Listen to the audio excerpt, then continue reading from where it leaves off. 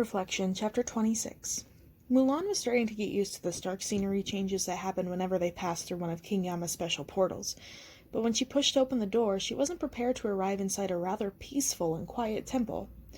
Golden-eyed green dragons swirled around the columns, and round yellow lanterns swung from the tiered tiled roofs.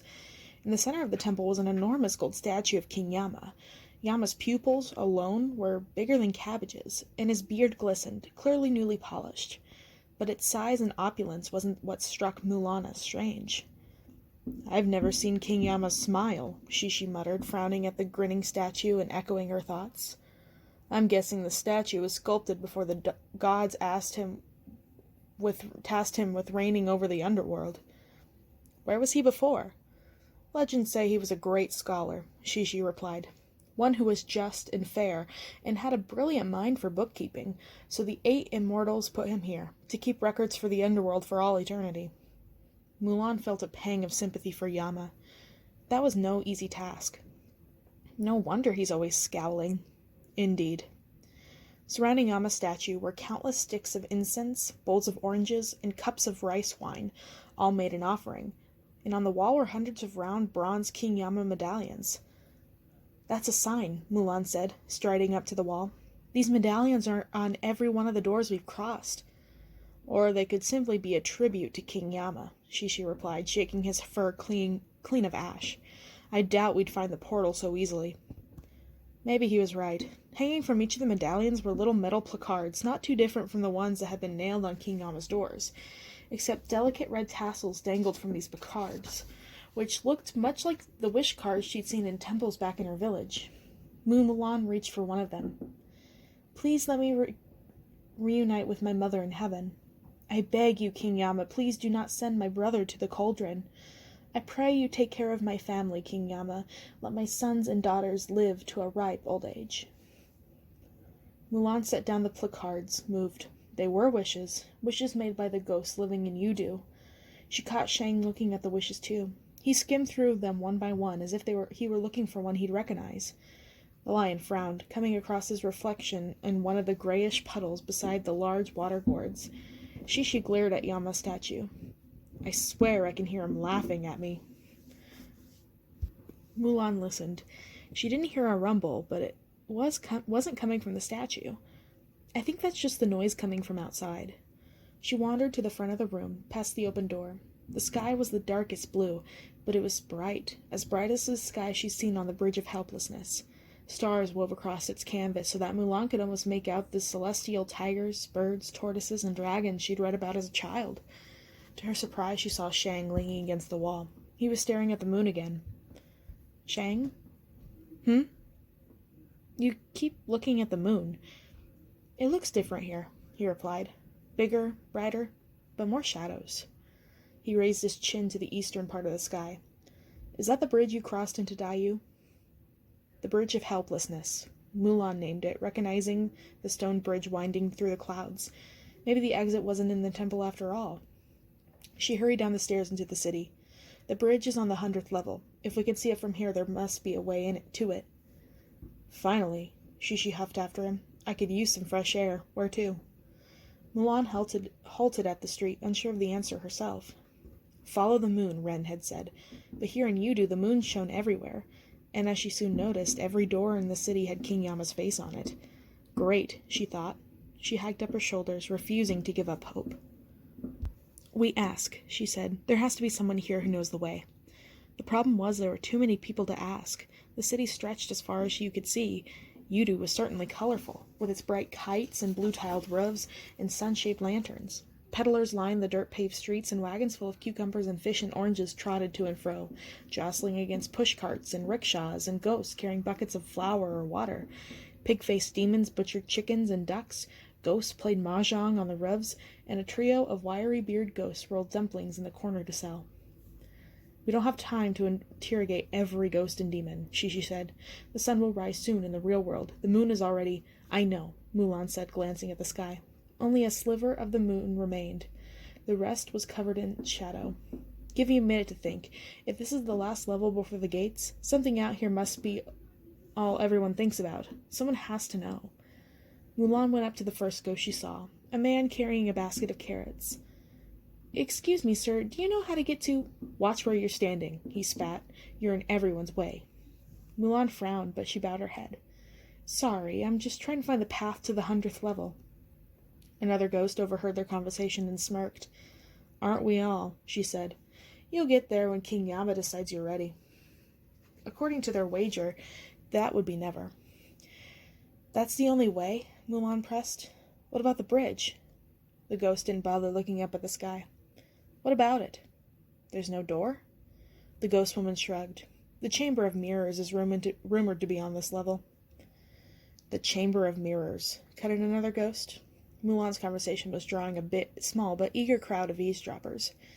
Even if it were on this level, why would you want to take its test? Better to wait, agreed the ghost carrying the carrots. I heard if you don't pass the test, King Yama traps you in the mirror forever. Where is it? Mulan asked. If I were to guess, it'd be near the courtyard of worldly justice. The ghost woman pointed north, toward the towering pagodas and pavilions peeking out from behind the squat city buildings. But I'd think twice before looking for it if I were you. No one leaves the Chamber of Mirrors, one of the ghosts said darkly. You should wait. Your turn will be called. After all, there is no rush. Another ghost threw her a narrow look. That was her cue to leave. The Chamber of Mirrors, Mulan repeated. Thank you. She dipped out of the crowd and regrouped with Shang and Qixi, who'd been waiting for her by the fruit stalls. She was about to ask Shang if he could fly up to the roof and get a view of the Chamber of Mirrors, but noticed his attention was elsewhere. A dull ache rose in her throat. They defeated Hu Guai, and they had only one level to go before they reached the gates. Yet ever since they'd left the cauldron, Shang hadn't been himself. Yes, he wasn't the type of man to wear his emotions on his sleeve, but usually when he was pensive, it was because he was considering strategy or analyzing weaknesses to help them win a battle. Now that most of the battles have been fought, why did he act like he'd overlook something important? Worried, Mulan went up to him. Shang, you're back, interrupted Qixi, oblivious to whatever was going on in the captain's mind. What did you find out? Mulan dropped her hand to the side. We need to find the Chamber of Mirrors.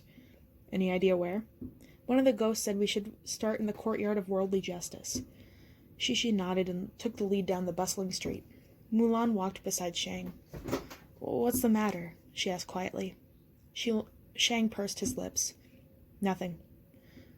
Are you worried we won't make it out in time? She said, sidestepping a crowd of merchant ghosts. We will. That's not it. His eyes flickered, and Mulan glanced back to see what had caught Shang's attention. An elderly ghost with a trimmed beard and red cape, just like General Li's. Now Mulan understood. It's your father, isn't it? You think he might be here? No, Shang said. You told me he was hiding from King Yama before he went to heaven, and I believe you. What? I just hoped I might see him, before we left Ayu. His confession struck a chord of emotion in her. So that was what was been on his mind. Sorrow pinched her heart. They'd been in such a hurry to leave Dayu, it hadn't even occurred to her Shang might want to see his father. And now that they were almost out, it must have been difficult for him to leave his father behind without saying goodbye. We could look for him.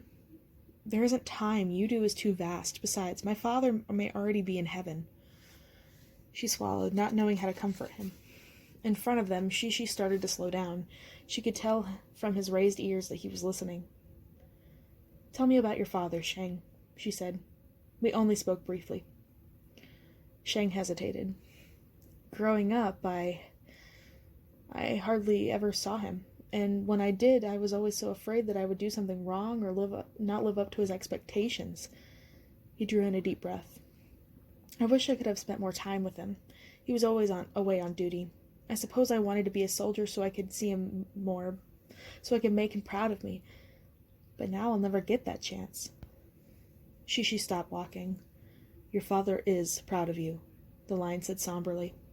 He was your age when I came to him as a guardian. He was stubborn, just like you. Fearless, just like you. How we fought.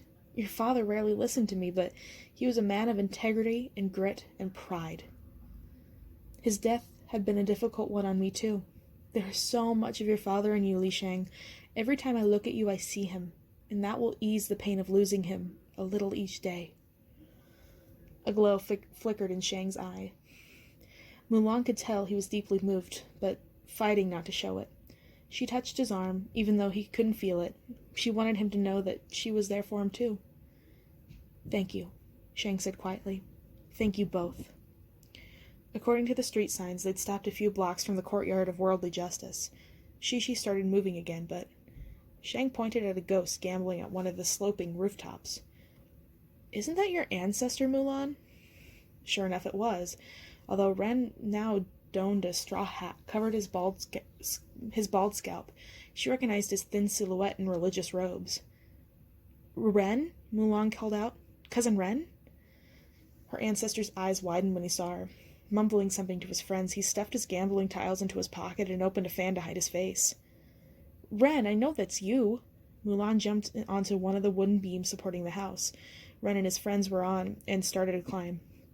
Seeing her approach, Ren panicked and started to flee to the nearest roof, but Mulan was too quick. She saw he'd left his cane behind, and she used it to now trip him.